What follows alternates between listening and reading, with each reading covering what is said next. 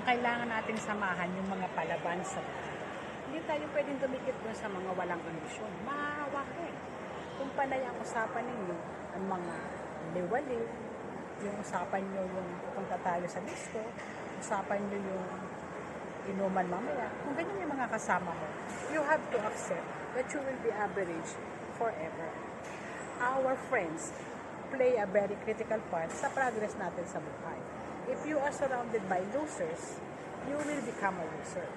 And you have to be okay with that kung talagang sasama ka sa kanila. Kung sino yung dapat mong samahan, well, kung sino yung naka-align sa vision mo. You want to be an entrepreneur? Sino yung sila yung samahan mo? Lumayo ka na doon sa mga hindi naman dapat samahan. At dikitan mo yung mga alam mong susuporta sa pagnegosyo mo. Yung mga taong susuporta sa laban mo sa buhay.